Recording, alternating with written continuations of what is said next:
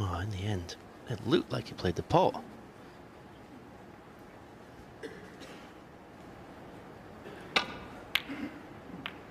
In the end, he's quite lucky that the brown has stopped the cue ball coming back closer to the reds.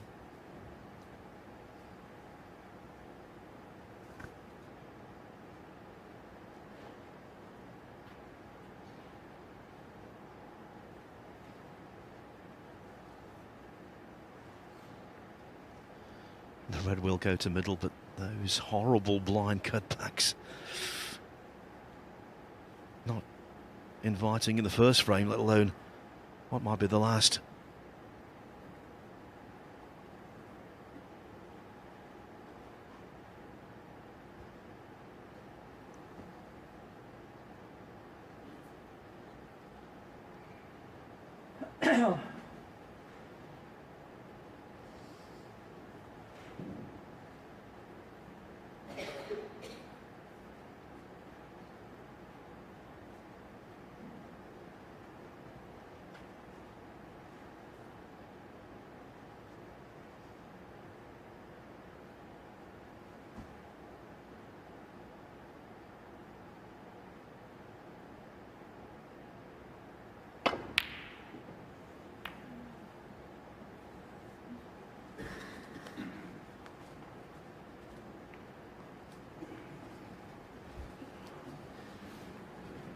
Neil's thinking, please go over a pocket.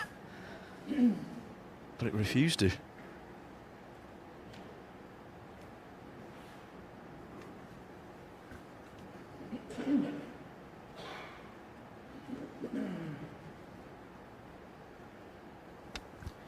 Looking to see if the brown is potable. Is there enough room? Squeeze past the red and pot it. Should he pot this red into the green pocket? Take the cue ball across to that left side cushion.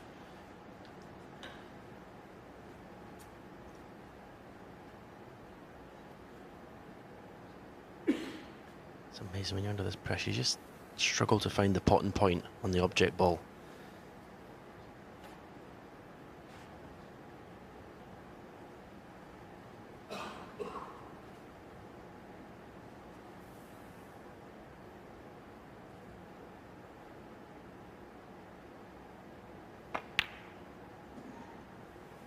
Great pot.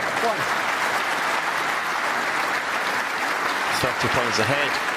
Pink, 36 points ahead. And the red, he can get on to the right middle.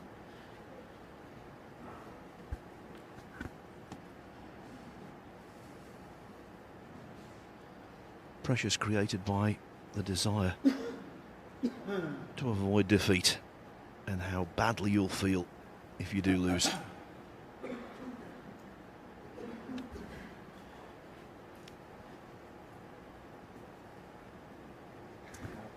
Pink ball, thank you.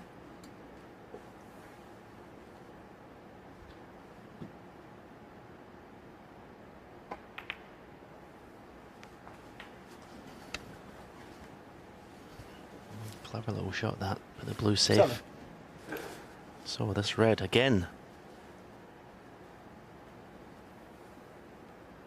To leave Graeme Dott needing a snooker. 8.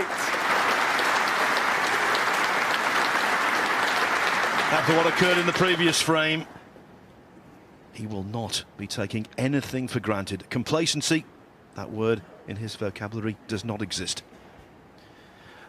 Well, there's Pink to put himself in exactly the same position, with Graeme needing 2 snookers to tie. Surely lightning can strike twice here. 14.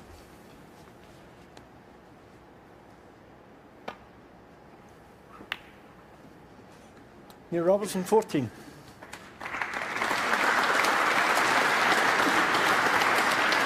And this time it's not just the snookers, which are formidable enough to get. It's the fact that should he get them, look at the green, look at the blue, look at the black. It's a gargantuan task to win this frame for Graeme Dott.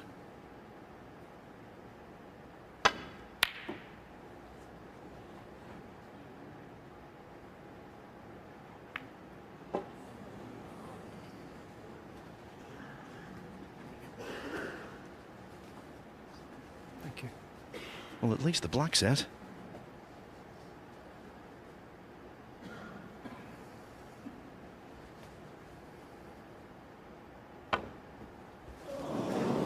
Foul. Graeme Dott 4. Well, I just can't believe this. And Neil can't either.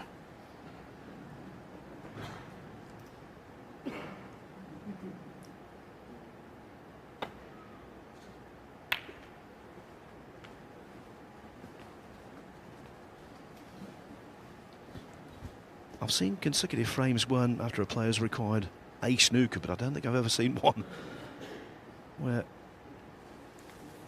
consecutive frames have been won when player requires multiple snookers.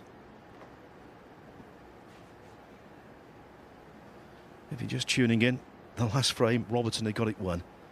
Dott needed a couple of snookers. He got them and won it on the black. Robertson's praying that history does not repeat itself.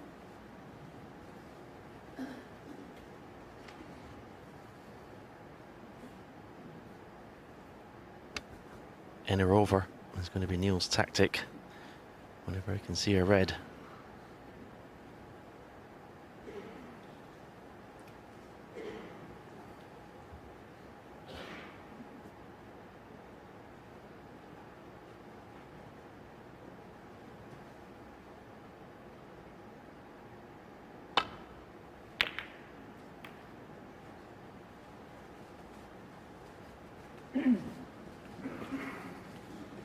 Dott reels away from the table. He suspects that could be that.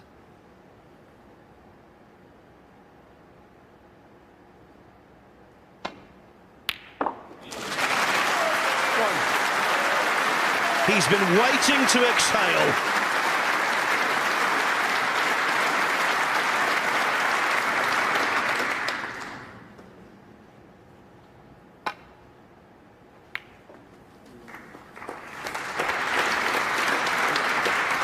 It's just relief, Stephen. That's all it is. Relief, pure and simple.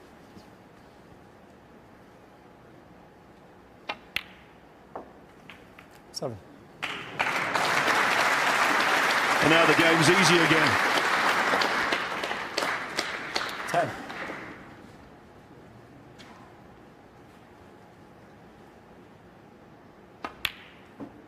$14. You have to say commiserations to Graeme Dott. What a contribution he's made to this match. But on the day, the best player won. It was a cracking contest with a twist in the tail. But in the end, the Coral World Grand Prix champion is Neil Robertson, but only just at 10-8. I can tell you this, in all of his life, he's never felt relief quite like this.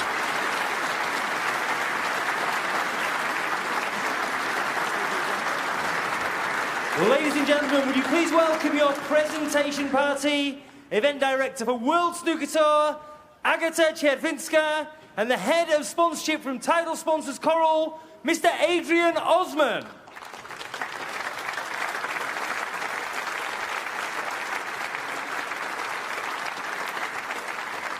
Firstly, your runner-up, collecting the runner-up medal and prize money of £40,000, Graeme Dott.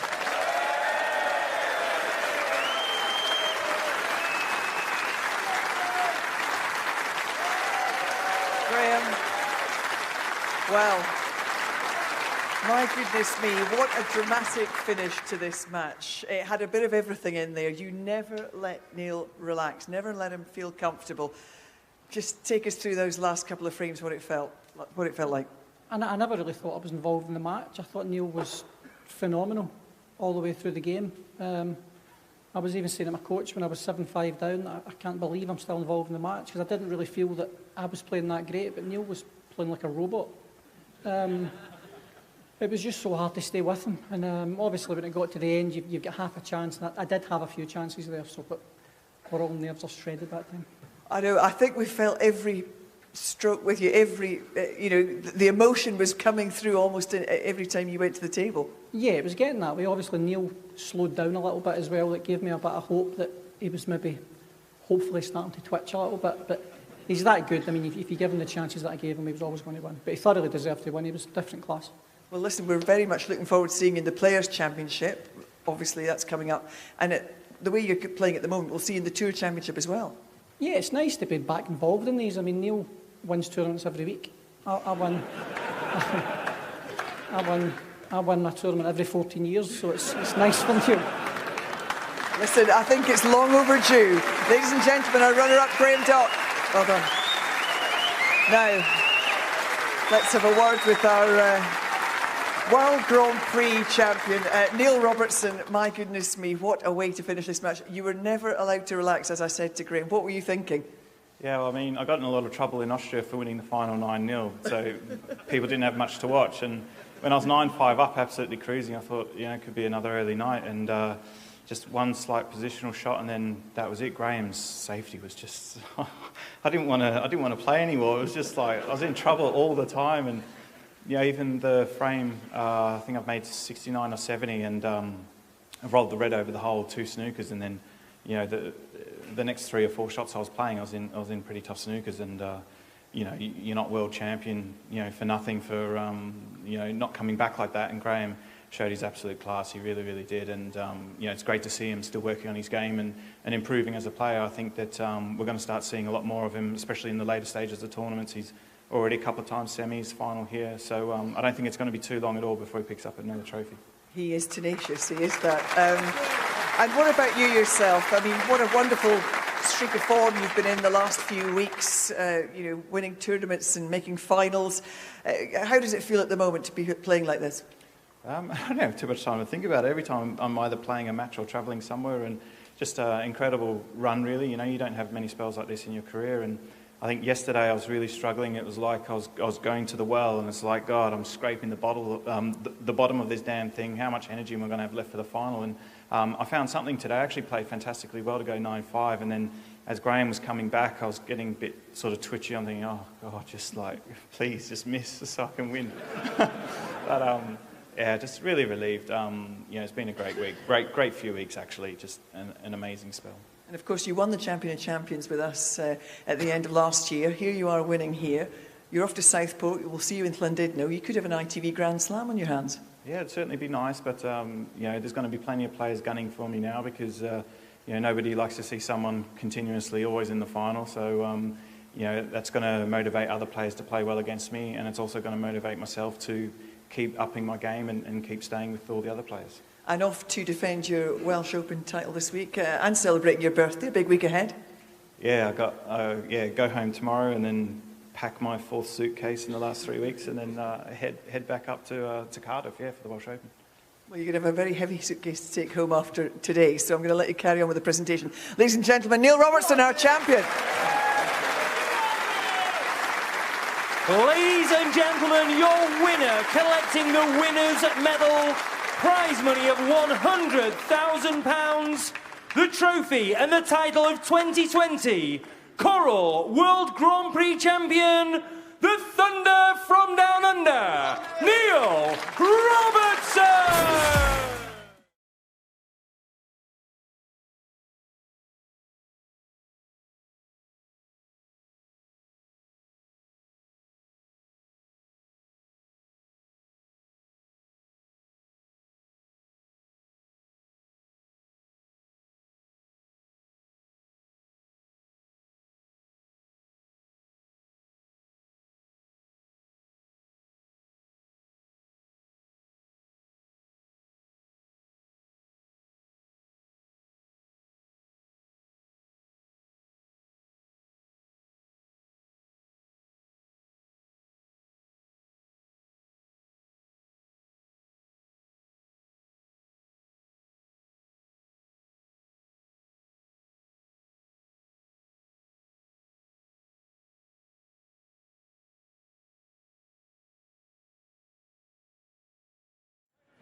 Well, look at that. Wonderful to see Neil Robertson celebrating with his wife there. It's been a long, emotional night for everybody involved.